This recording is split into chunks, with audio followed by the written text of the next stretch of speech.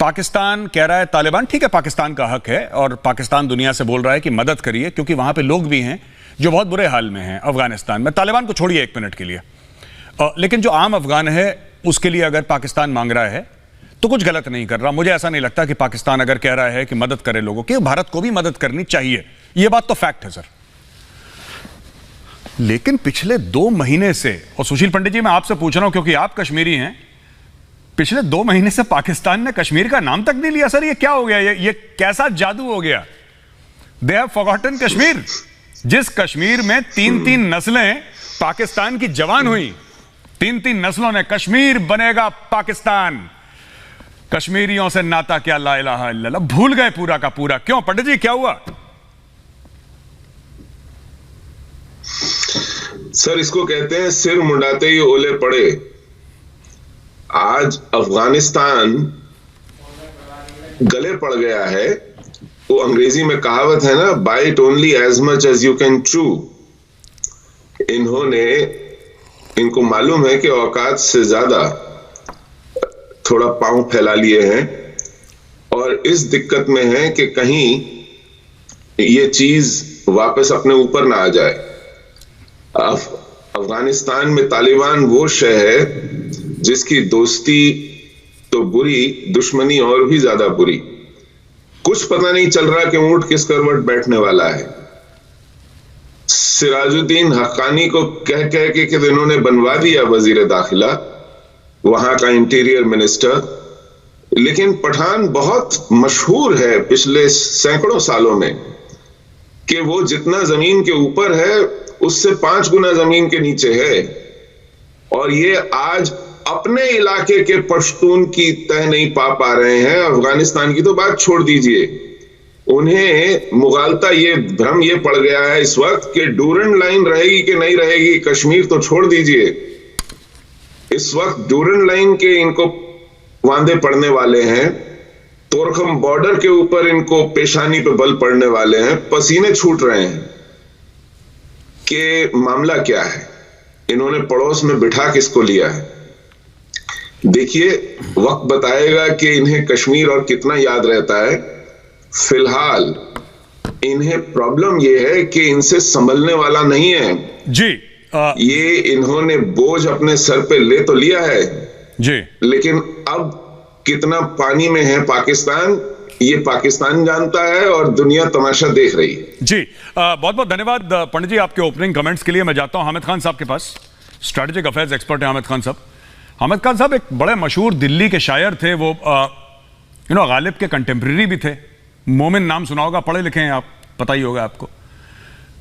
तो मोमिन की एक नज्म है, उसका एक शेर अर्ज करता हूं सर आपको कि वो जो हम में तुम में करार था, तुम्हें याद हो कि ना याद हो।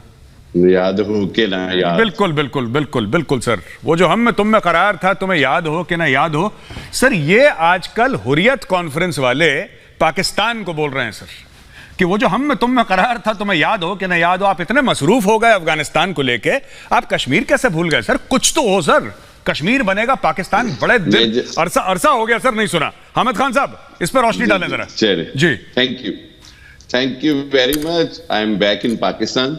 अच्छा मेजर गौरव आर्या, इंटरेस्टिंग बात यह है कि हमें कश्मीर इतना अल्हम्दुलिल्लाह याद है कि आज के प्रोग्राम में भी आज आपके ही मुंह से 2 बार कश्मीर बनेगा पाकिस्तान निकला है। एक बार कश्मीरियों से रिश्ता क्या, ला इलाहा इल्लल्लाह आपको हमने कहने पर मजबूर कर दिया है। आप ये भूल जाएं कि हम कश्मीर या कश्मीरियों को भूलेंगे। हमने जिस तरह 15 अगस्त को काबुल में आपको सरप्राइज दिया है, फिर उसके बाद 6 सितंबर को पंजशेर फतह होकर आपको सरप्राइज दिया है, 11 सितंबर को अबूरी हुकूमत अफगानिस्तान में बनकर अमेरिका को सरप्राइज मिला है। नहीं करना है। इसी तरह एक दिन श्रीनगर में आपको सरप्राइज मिलने वाला है। मैं हकीकत कह रहा हूं, मैं कोई फैब्रिकेटेड बात नहीं कर रहा। यहां मुझे अफसोस ये होता है कि आप ये बात, मतलब मैं समझता हूं कि सारों के जो कंसर्न अफगानिस्तान के लिए है ना, वो इसलिए नहीं है कि वो उनको लग रहा है कि अफगानिस्तान की पब्लिक सफर करने लगी है।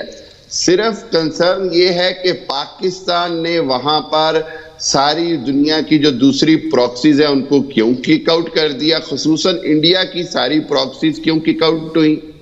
दूसरी चीज ये कि जो कल बैठक हुई है दुनिया के इंटेलिजेंस चीफ्स की, उसने वाकई इंडिया को परेशान तो कर दिया है। मैं जानता हूं इंडिया की परेशानी को, लेकिन आप एक बात ज़हन में रखें कि now the power of the sub continent is change, scenario is change. India जितनी जल्दी उसको एक्सेप्ट कर लेगा इंडिया के लिए बेहतरी है जी। इंडिया को अंडरस्टैंड करना पड़ेगा कि अब पाकिस्तान की मर्जी चलेगी जी। बिल्कुल बिल्कुल, इंडिया कश्मीर में भी और इंशाल्लाह अफगानिस्तान बिल्कुल में। बिल्कुल, इंशाल्लाह कश्मीर बनेगा पाकिस्तान। आपने मजबूर कर दिया, मैंने तो ऑन एयर बोल दिया, करोड़ों लोग प्रोग्राम देख रहे हैं। हम तो चाहते हैं आप कश्मीर ले लें सर, आप ले नहीं रहे। खैर ठीक है।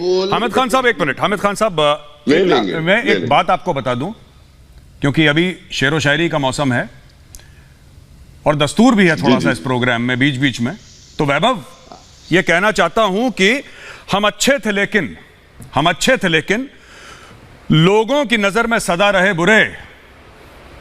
कहीं हम सच में खराब होते तो सोचो कितने फसाद होते।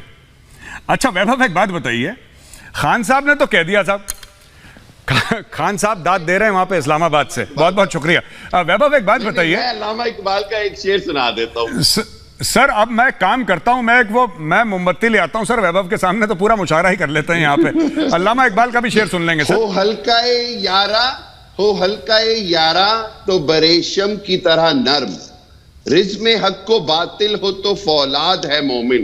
अरे आप क्या मुझसे बात, फ्रेंडली होंगे, मैं आपसे इंशाल्लाह 2 हाथ और अच्छा फ्रेंडली हूंगा। हम तो फ्रेंडली चाहते हैं। बिल्कुल सर। हो हल्काए यारा तो मैं समझ गया कि वो रेशम है, जब तक मोहब्बत कर रहा है मोमिन तब तक रेशम है, वरना फिर वो लोहे से भी ज्यादा मजबूत है, फौलाद से भी ज्यादा मजबूत है। आपने सुनाया, मैंने करी, वाह वाह वाह। अब मैं अगर इजाजत हो तो मैं वैभव के पास चला जाऊं सर। अच्छा ऐसा है वैभव जी जी कि moral of the story is this कि हमने 15 अगस्त को, ये खान साहब कह रहे हैं, हमने 15 अगस्त को काबुल फतेह कर ली, हमने पंशीर फतेह कर, ये अंदर की खबर यह है कि तालिबान इसलिए भी नाखुश है, काम तालिबान ने करा, क्रेडिट या भाई पाकिस्तान में बैठ के ले रहे हैं। पहली चीज, पंशीर के अंदर घुसे तालिबान, क्रेडिट पाकिस्तानी ले रहे हैं। मैं आपसे वैभव, मेरा आपसे डायरेक्ट सवाल है कि क्या पाकिस्तानी इसलिए करते हैं क्योंकि खुद की अकम्प्लिशमेंट्स, खुद का कुछ कहने के लिए नहीं है? जैसे कि वो जो पाकिस्तान तहरीक इंसाफ की वो स्पोक्स पर्सन थी, वो लेडी, उसने ये कहा था कि अब तालिबान हमें कश्मीर लेके देंगे। अरे साहब, तालिबान कश्मीर लेके देंगे तो बाजवा साहब किस खेत की मूली है यार, वो क्या कर रहे हैं? काम तो उनका है कश्मीर लेके देना, तालिबान का काम थोड़ा ना है। अब हर चीज में हम पहुंच गए वहां पे। मैंने इनके टीवी प्रोग्राम्स में देखा है वैभव कि जब स्पेन में हमारा राज, अब तुम्हारा राज कब था भाई स्पेन में? स्पेन से आपका क्या, वो अरब करते थे, पाकिस्तानियों का क्या लेना था? लेकिन पाकिस्तानी बैठ के यही बोलते हैं कि साहब जब हमारा स्पेन पर राज था, जब हमारा यहां पर राज था। आपका मुल्क बने 75 साल हुए सर, आपका स्पेन पर कब राज हो गया? वैभव प्लीज।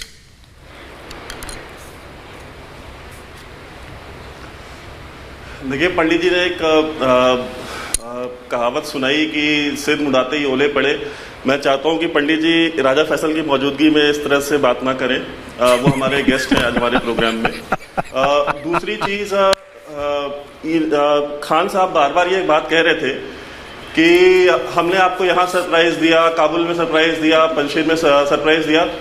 साहब एक साहब हुआ करते थे मेजर जनरल आसिफ गफूर, अब वो डिव कमांडर है, लेफ्टिनेंट जनरल बन गए।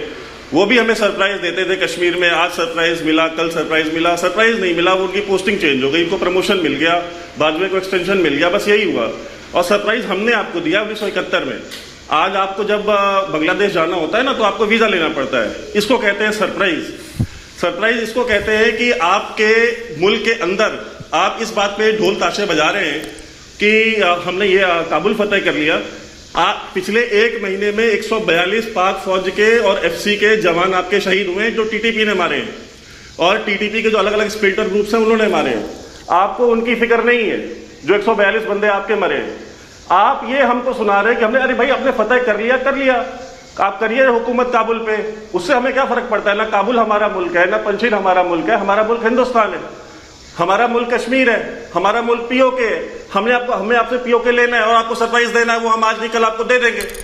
आप हमको, और जहां तक फतूहात की बात है आपकी, इनकी तो अपनी खुद की जो तारीख है वो तो वही है, मौला जट और नूरी नद, और तो कोई तारीख है नहीं। कभी बाबर के गले पड़ जाते हैं जाके, कभी अब्दाली के गले पड़ जाते हैं। अफगान इनसे ऑफिशियली प्रोटेस्ट कर चुके हैं, भाई तुम्हारा क्या लेना देना बाबर से और अब्दाली से, वो हमारे ही, कोई उज़्बेक है, कोई मंगोल है, कोई अफगान है, ये जबरदस्ती उनके गले पड़ते हैं कि भाई हमने कर दिया।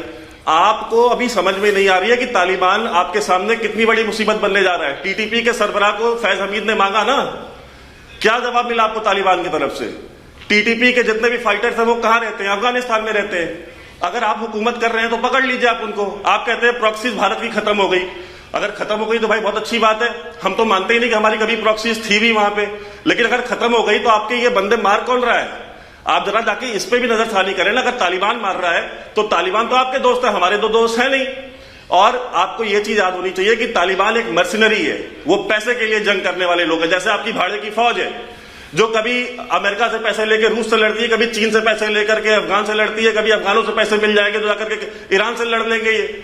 तो आप मेरी बात समझिए, आपके पाकिस्तानियों की जो जान है, वो जो आम सिविलियंस हैं उनकी जानें हमारे लिए उतनी ही कीमती है जितनी हमारे लिए किसी और इंसान की है। जी आप जी तालिबान से आप गले लगा रहे हैं, इसकी कीमत आपको चुकानी पड़ेगी। वॉर ऑफ टेरर के बाद आपके जो 70,000 बंदे मरे हैं, कम से कम उनकी शक्लें देख करके कुछ शर्म कर लीजिए। जी जी वैभव, बहुत बहुत धन्यवाद आपका, बहुत बहुत धन्यवाद। मैं जाता हूं राजा फैजल के पास, मैं राजा फैजल से एक रिस्पांस ले लूं। राजा फैजल, इसके पहले कि मैं आपसे सवाल पूछूं, ऐसा है कि बचपन में इंडिया में जब वो वीडियो कैसेट चलते थे ना सर, तो हम बड़ा देखते थे उमर शरीफ की कॉमेडी बकरा किश्तों पे और बुड्ढा घर पे है, ये सब हमने बहुत देखा था। हम छोटे स्कूल में थे तो सुना है कि उनकी तबीयत खराब है सर, मैं दुआ करूंगा कि जल्दी से ठीक हो जाएं। उन्होंने एक दो बातें करी जो मुझे पसंद नहीं थी। वर्ल्ड कप जब पाकिस्तान हारा, उन्होंने बोला कि चिंता मत करो, फिक्र मत करो, जैसे सोमनाथ का मंदिर 17 बार से 18 बार तोड़ा है, फिर से हम कर देंगे। खैर ठीक है, कोई बात नहीं, बुजुर्ग हैं हमारे, कोई बात नहीं, उन्होंने कह दिया, डजंट मैटर सर। आज की तारीख में ही इज अनवेल और हम दुआ करते हैं क्योंकि जबरदस्त टैलेंट है उस आदमी का। हिंदुस्तान पाकिस्तान के बीच में लाख दुश्मनी हो, लेकिन अगर मैं कह दूं कि उमर शरीफ में टैलेंट नहीं है तो मैं झूठ बोल रहा हूं। He is highly talented and भगवान करे ठीक हो जाए वो। ठीक है सर, इसके पहले कि मैं आगे जाऊं राजा फैजल, मैं आपसे एक और बात कहना चाहूंगा, और मैं आपसे यह कहना चाहूंगा सर कि क्या आपको लगता है, और ये स्ट्रेटेजिक अफेयर्स का क्वेश्चन है सादा, इसमें कोई टांग खिंचाई नहीं है, क्या आपको लगता है कि अगर, क्योंकि पाकिस्तानी मीडिया में बात कर रहे हैं आपके सीनियर लोग, जो सीनियर सहाफी हैं सर, जो 30-40 साल से सफेद दाढ़ी वाले, सफेद बालों वाले एक्सपीरियंस लोग जो हैं, वो कह रहे हैं कि खाना जंगी की ओर जा रहा है, जा सकता है अफगानिस्तान। मेरा आपसे सवाल है राजा फैजल साहब, क्या आपको लगता है कि आप कंट्रोल कर पाएंगे अगर चीजें खराब हो? एक तो यह है कि ठीक है तालिबान स्टेबलाइज कर लेगा, एक ये सूरत हाल है कि तालिबान स्टेबलाइज कर लेगा, पर मैं कह रहा हूं यह भी लोग पाकिस्तानी मीडिया में डिस्कस कर रहे हैं कि हो सकता है ना स्टेबलाइज कर पाए, हो सकता है किसी की साजिश हो सकता है भारत की हो सकता है ईरान की हो, रशिया की हो, XYZ किसी की भी साजिश हो। ठीक है, ये दो साजिश वाले बैठे भी हैं आज स्क्रीन पे, एक पंडित जी बैठे हैं, एक वैभव सिंह, ये दोनों बहुत साजिशें करते हैं। ऑन ए सीरियस नोट मैं आपसे पूछना चाहता हूं, पाकिस्तान का प्लान क्या है? फिर आप लोग संभाल लेंगे सर ड्यूरेंट लाइन से जो इन्फ्लक्स आएगा इस तरफ? देखिए गौरव, आपका पहली बात तो बहुत शुक्रिया उमर शरीफ के बारे में, और दूसरी बात यह है कि आपने बहुत ही आला सवाल किया, और मेरे ख्याल में ये सवाल बतौर इंडियन एंड बतौर पाकिस्तानी हम सबको करना चाहिए। यस देयर आर प्रॉब्लम्स, वहां पे प्रॉब्लम्स हैं, इसी वजह से पाकिस्तान की गवर्नमेंट की जानिब से और पाकिस्तान के इदारों की जानिब से भी ये बारहा कहा जा रहा है कि ये प्रॉब्लम होने से पहले इसका सद्देबाब करना चाहिए, और ना सिर्फ ये पाकिस्तान की जिम्मेदारी है बल्कि सारे रीजनल पावर्स की जिम्मेदारी है, और पूरी दुनिया जो कि यहाँ पे पहले आके बैठी रही उनकी भी जिम्मेदारी है, खुसूसन वो कि जिनके बारे में अब आप भी ये कहते हैं कि वो उजलत में यहां से निकल गए, उनको जल्दी में यहां से नहीं जाना चाहिए था। ये मेक श्योर करना चाहिए था कि अफगानिस्तान एक स्टेबल कंट्री हो in terms of economy, in terms of security, तो वो अभी तक नहीं हो पाई। And yes there are fears, और मैं जो कि इस रीजन में रहता हूं, आप जो कि इस रीजन में रहते हैं, हम दोनों के लिए ये एक फियर है और इसका फियर होना बनता भी है। तो मेरे ख्याल में आप बिल्कुल ठीक कह रहे हैं, और पाकिस्तान के हाँ फियर हैं, और हम सबको मिलके ये कोशिश करनी, इसीलिए बारहा मैं ये कहता रहा कि अब जबकि तालिबान आ गए हैं और इस वक्त एक ही पावर है अफगानिस्तान में जो कि इन सारी एक्स्ट्राऑर्डिनरी जो सिचुएशंस हैं उनके ऊपर कंट्रोल करने की अहल है, बस उसका साथ देने की जरूरत है। वो पैसे जो कि अमेरिकन ने उनके रोके हुए हैं, अफगान गवर्नमेंट के जो पैसे रोके हुए हैं, वो छोड़ने की जरूरत है, वो उनको देने की जरूरत है, और रीजनल पावर्स को अपने लिए भी और रीजन के लिए भी उनको हेल्प आउट करने की जरूरत है, क्योंकि वहां पे एक्स्ट्रा ऑर्डनरी सिचुएशंस हैं। अब आ जाएं, पहले जो बात हुई कश्मीर पे, कश्मीर में इस वक्त आपको थोड़ी बहुत खामोशी नजर आ रही होगी। कंसिडर इट काम बिफोर अ स्टॉर्म। तो मेरी नजर में तो यही है कि ये रुकेगा नहीं, आने वाले वक्तों में आपको नजर आएगा। कश्मीर कल भी पाकिस्तान के साथ था, आज भी है और कल भी रहेगा, और पंडित साहब को भी सलाम और प्रणाम, और पंडित साहब भी हमारे साथ होंगे। जी जी जी, बहुत ही बढ़िया। काम बिफोर द स्टॉर्म की बात कही है राजा फैसल ने, और जब कह रहे थे तो हामिद खान जोर जोर से अपना सर हिला रहे थे कि हाँ बिल्कुल, ये तुमने बिल्कुल बढ़िया बात बोली, काम बिफोर द स्टॉर्म, यानी कि कश्मीर में एक तूफान आने वाला है। बहुत बढ़िया।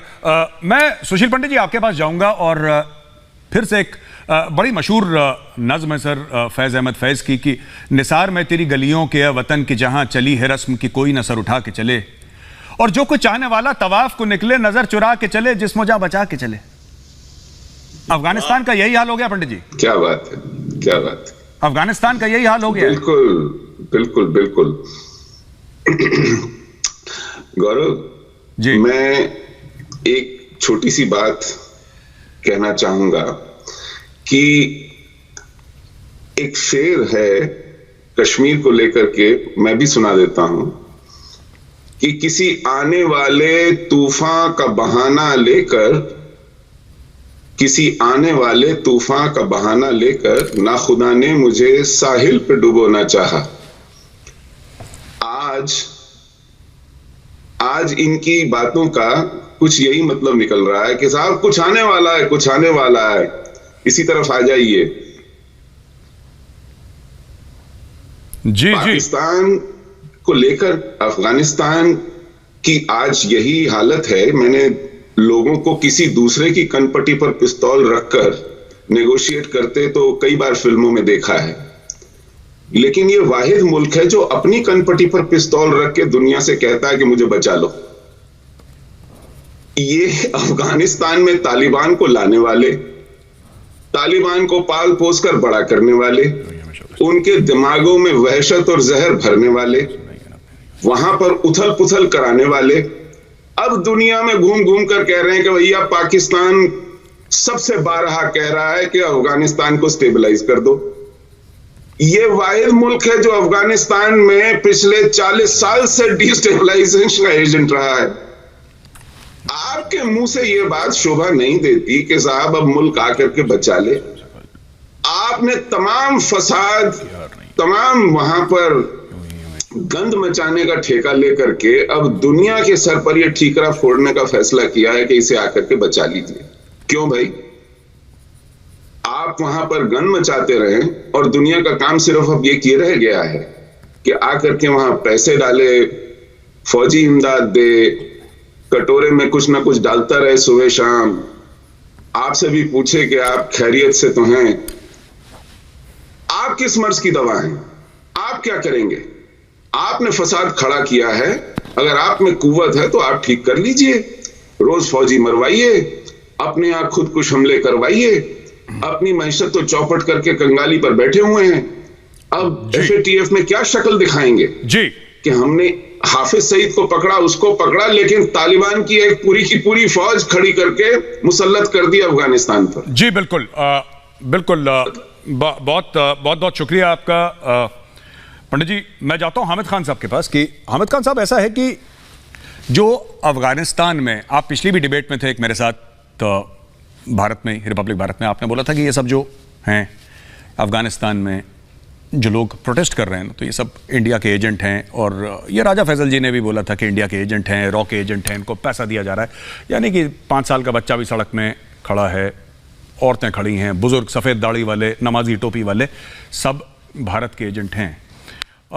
मुझे नहीं लगता कि भारत के अगर कुछ एजेंट होंगे तो इतने सारे होंगे कि पूरे अफगानिस्तान के हर शहर में प्रोटेस्ट हो रहे हैं। इतने एजेंट तो खैर CIA के नहीं हो सकते।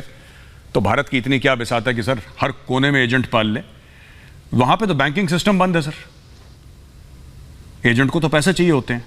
वहां पे ATM बंद है, बैंकिंग सिस्टम बंद है, तालिबान सब कंट्रोल कर रहा है। तो एजेंट को हम लोग पैसे कैसे भेजना है ये मुझे नहीं पता। लेकिन सर वही नज्म थी, उसका एक और मैं शेर सुनाता हूं आपको। और इसी शेर में मेरा अगला सवाल है हामिद खान साहब की, यूं ही हमेशा उलझती रही है जुल्म से खल्क, यूं ही हमेशा उलझती रही है जुल्म से खल्क, ना उनकी रस्म नई है ना अपनी रीत नई, यूं ही हमेशा खिलाएं हमने आग में फूल, ना उनकी हार नई है ना अपनी जीत नई।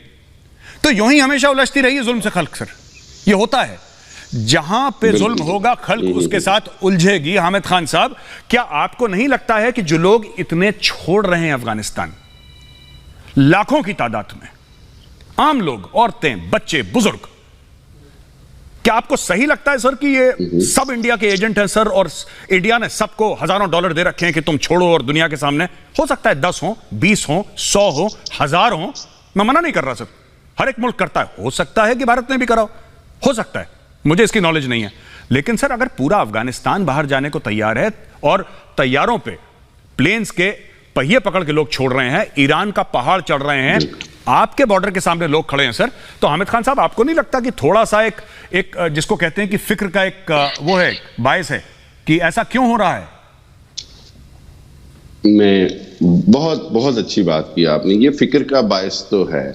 इसके अंदर 2 फैक्टर्स हैं। एक तो बात ये है कि जहां तक आपने कहा बैंकिंग बंद है, तो स्लीपर सेल्स जो होते हैं वो डिफरेंट तरीके से काम करते हैं, उनको डायरेक्ट पैसों की जरूरत नहीं होती है। दूसरी बात ये कि ये सब एजेंट नहीं होते, ये थोड़े से लोग होते हैं जो पब्लिक सेंटिमेंट को या पब्लिक को मिसगाइड और मिसलेड करते हैं और उससे इंसाइटमेंट क्रिएट करते हैं। This is how propaganda works. अच्छा, मैं अगेन ये कहता हूं कि ये number of protesters are very less, लेकिन तालिबान को इनसे भी मुज़ाकरात करने चाहिए, इससे कोई इनकार नहीं है। एक चीज आपको मैं बताऊं, मैं आपको बात बताऊं, पाकिस्तान ने एक बात साबित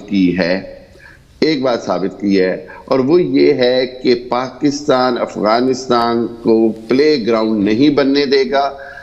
खुसूसन हम ये कहते हैं कि इंडिया ने जिस तरह वहां अपने कॉन्सुलेट्स बनाए, इंडिया ने वहां जिस तरह पाकिस्तान के खिलाफ प्रॉक्सी की, आप जिस TTP का बार बार नाम लेते हैं उसके सारे ताने बाने आपसे मिलते हैं, उसके सारे ताने बाने श्रीवास्तव ग्रुप दिल्ली से मिलते हैं, उसके सारे ताने बाने जो हैं वो रा के उस डेस्क से मिलते हैं जो दिल्ली से ऑपरेट हो रहा है। अब इस सारी सूरत हाल को अगर आप देखें तो मैं ये कहूंगा कि अगर आप और आपकी गवर्नमेंट रियली अमन चाहती होती, आई विश, तो कभी भी ये पिछले 2 माह में जिस तरह प्याली में तूफान खड़ा किया जा रहा है कि जी अफगानिस्तान ये हो गया, अफगानिस्तान हो गया, अफगानिस्तान अब राइट डायरेक्शन में जा रहा है। और राजा फैसल ने जो इमदाद का कहा वो सिर्फ इसलिए कहा कि वो उनका हक है। जिन अमरीकियों ने, जिन इंडियंस ने, जिन लोगों ने इस मुल्क को 20 साल तबाह किया, अब उनकी कुछ रिस्पॉन्सिबिलिटी भी है। अमेरिका की रिस्पॉन्सिबिलिटी है कि उस मुल्क को फाइनेंशियली कंपनसेट करे। पूरी दुनिया में लॉ ऑफ कंपनसेशन होता है अगेंस्ट द डैमेजेस। ये एक सादी सी बात है। आखिर में एक शेर सुना दूं कि पाकिस्तानी, एक जो आप जनरल फैज की या सबकी बात करते हैं, तो वो एक बात है कि वो सिर्फ एक चीज कर रहे हैं कि काबुल में जाके अगर वो चाय की प्याली पी रहे हैं तो वो सिर्फ एक मैसेज दे रहे हैं कि आज तुझको बताऊं मैं तकदीर उमम क्या है, शमशीर और सना अव्वल, ताऊस और रबाब आखिर, के एंड में हमने अपने मुल्क को डिफेंड करना ही करना है। बाकी हम आपको गाना बजाना, आप अगर समझते हैं कि सारा कुछ एंटरटेनमेंट है तो ऐसा नहीं है। बहुत सारी चीजें जो हैं वो बड़े स्ट्रेटेजिकल लेवल पर की जा रही हैं, और आपको समझने की जरूरत है। जी बहुत बहुत शुक्रिया हामिद खान साहब। मैं वैभव सिंह ने यही बात करी थी। वैभव, मैं आपके पास आता हूं। इन्होंने ना हामिद खान साहब ने बोला, एक तो हामिद खान साहब मैं सर बहुत बहुत मेहरबानी हाथ जोड़, सर ये रा नहीं होता सर, ये रा मत बोला करो, इट्स रॉ सर। आप रा बोल बोल के ना रा वाले डिप्रेशन में चले जाएंगे सर, प्लीज मेहरबानी सर आपकी, मेहरबानी। आप रात एजेंट हैं सब। ये ना एक मैं कह रहा हूं कि इसमें ना फायदा भी है वैभव, सबका फायदा भी है। There is big money involve in Afghanistan और कोई इससे नकार नहीं सकता, कोई इस बात से नकार नहीं सकता, ठीक है। और ये कुछ लोगों के, चंद लोगों के फायदे के लिए अफगानिस्तान में अब जो भी होगा, चंद पार्टीज का, पहले अमेरिका का मामला था, अब हो सकता है पाकिस्तान, चीन का हो और दीगर मुल्कों का हो। तो सर आपने भी शेर पढ़ा तो मैं भी एक शेर पढ़ दूं सर। बहुत फेमस पाकिस्तान के ही शायर हैं सर, और मेरे बहुत निहायती फेवरेट हबीब जालिब है उनका नाम, कि दीप जिसका महल्ला थी में जले, चंद लोगों की खुशियों को लेकर चले, वो जो साए में है मसलहत के पले, ऐसे दस्तूर को सुबह बेनूर को मैं नहीं मानता, मैं नहीं जानता। Vaibhav, do you think there are special interests at play in Afghanistan? किसको फायदा हो रहा है इसमें? पाकिस्तानी डीप स्टेट की तो बात ठीक है, पाकिस्तानी डीप स्टेट की बात ठीक है, वो मैं समझ गया, लेकिन कुछ तो हैं जिनको स्पेशली फायदा हो रहा है। किसका इंटरेस्ट प्रोटेक्ट करने के लिए जनरल फैज हमीद गए थे काबुल? क्योंकि कोई, देखो जब भी ऐसा फसाद होता है तो कोई ना कोई पैसा कमाता है। There is nothing called coincidence, I do not believe in this theory of coincidence. वैभव,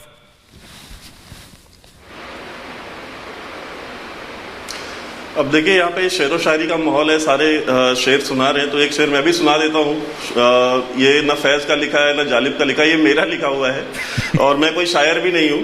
तो शेर यह है कि हम लादीन शौक की उम्र में सब्र कर रहे हैं, हम लादीन शौक की उम्र में सब्र कर रहे हैं, जो दीन वाले हैं वो सब पर जब्र कर रहे हैं। तो अफगानिस्तान की पूरी कहानी यही है। इस्लाम के चैंपियन जो है वो ISI वाले भी हैं, पाकिस्तान की फौज भी है, इस्लाम के चैंपियन तालिबान भी हैं, और सब पे जिन पे जब्र कर रहे हैं वो कोई काफिर नहीं है, वो सारे इनके अपने मुसलमान भाई हैं, चाहे वो पंशीर के हो, चाहे वो पश्तून एरियाज के हो, चाहे वो उज़्बेक हो, चाहे चेचन हो, irrespective of who they are, वो उन पे जब्र कर रहे हैं। लोग हवाई जहाज के जो है टायर पकड़ के जो है मरने को तैयार है, सारी चीजें हो रही है, दुनिया देख रही है, और इन सब का जो जिम्मेदार मुल्क है, इन सबकी जिम्मेदारी पाकिस्तान के ऊपर आती है। पाकिस्तान की तारीख है, चाहे बलोचों पे जुल्म करना हो, चाहे अपने पश्तूनों पे जुल्म करना हो, चाहे बंगालियों पे जुल्म करना हो, बांग्लादेश के 10 लाख 20 लाख मुसलमान इन्होंने मारे हैं। तो अगर 2-4 लाख अगर अफगानिस्तान में भी मार दिए तो क्या फर्क पड़ता है? और जो 70,000 पाकिस्तानी पाकिस्तान के अंदर मरा है, उसकी सबसे बड़ी बेनिफिशियरी कौन रही है? वो पाक फौज रही है। पाक फौज को राइट्स मिल गए। अभी आपको मैं आपको एक वीडियो भेज दूंगा, कराची में खड़ा होकर के, क्वेटा में खड़े होकर के लोग कहते हैं कि यहाँ पे जितनी भी ड्रग स्मगलिंग होती है, यहाँ पे जितनी भी ये अगवा बराए तावान होते हैं, ये सारे के सारे FC के अफसर और पाक फौज के लोग करवाते हैं। वो पानी का जो टैंकर माफिया कराची के अंदर कौन चलाता है? वो इनके अपने फौजी चलाते हैं। तो अफगानिस्तान में भी जो क्योस है, उसका फायदा किसको पहुंचेगा? उसका फायदा पाकिस्तान के आवाम को नहीं पहुंचेगा। वो पाक फौज के जो कुछ ऑफिसर्स हैं, जो कोर कमांडर्स हैं, जो इनके ISI के जो सीनियर ऑफिसर्स हैं, उनको पहुंचना है, उनके जेब में पैसे जाने हैं। बिकॉज मिनरल्स हैं अफगानिस्तान में, billions and trillions of dollars के मिनरल्स हैं। वो मिनरल्स निकालेगी जब चाइनीज कंपनी निकाले, रशियन कंपनी निकाले, या इंडियन कंपनी भी निकालेगी, कोई भी कंपनी निकालेगी, उसका कमीशन जो है वो कमीशन खाएंगे, कमीशन खो रही है। आखिर आपको DHA के प्लॉट में कमीशन देना पड़ता है ना फौज को।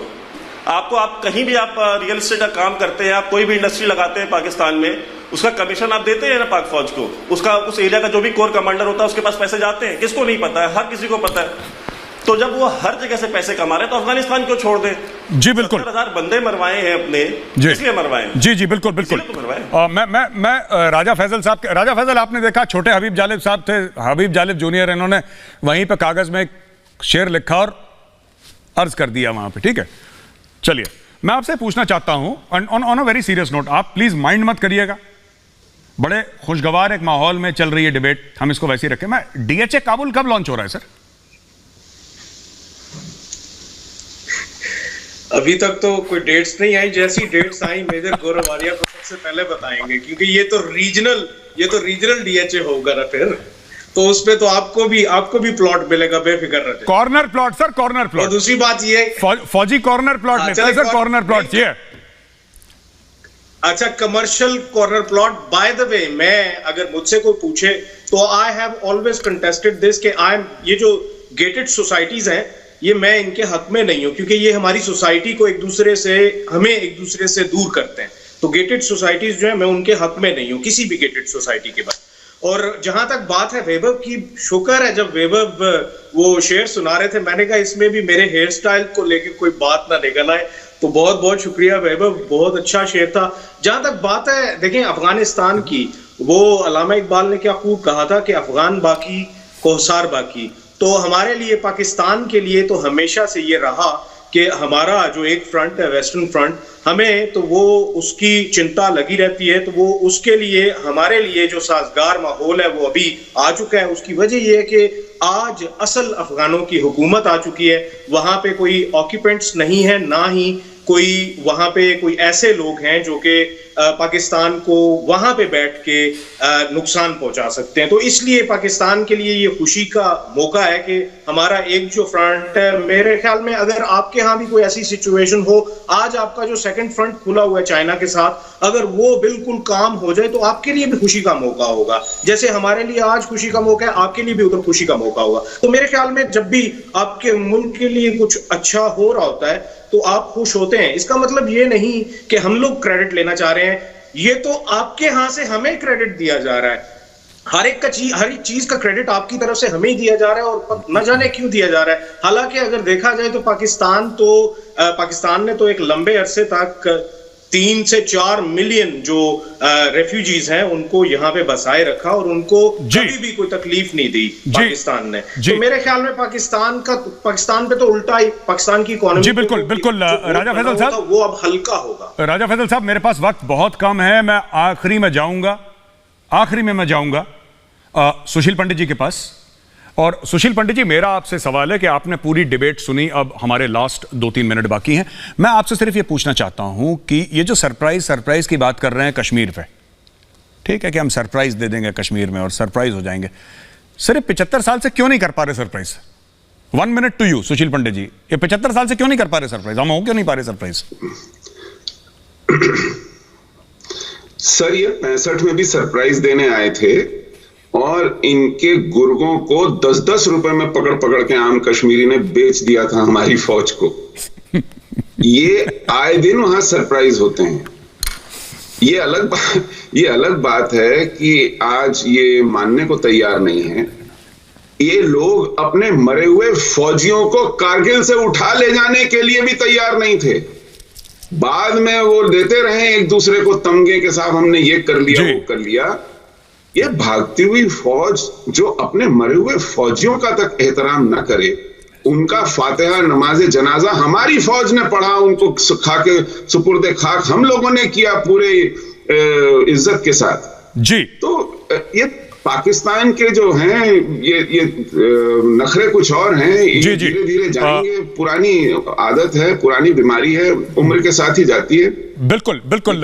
सरप्राइज सरप्राइज होंगे। बहुत बहुत धन्यवाद पंडित जी, मैं माफी चाहूंगा, मैं आपको बीच में काट रहा हूं, मेरा वक्त बिल्कुल खत्म हो गया है। और जाते जाते जो अफगान हैं, जो तालिबान के खिलाफ जद्दोजहद कर रहे हैं, जो नदर्न अलायंस वाले हैं, कोई भी अफगान हो, वो ताजिक हो, पश्तून हो, उज़्बेक हो, हजारा हो, वहां पे कुछ बलूच भी हैं बाय द वे, जो भी जद्दोजहद कर रहा है अपनी राइट्स के लिए, अपने हुकूक के लिए, तो 2 लाइनें उनके लिए मैं पेश करता हूं कि मेरे सीने में नहीं तो तेरे सीने में सही, मेरे सीने में नहीं तो तेरे सीने में सही हो कहीं भी आग, लेकिन आग जलनी चाहिए।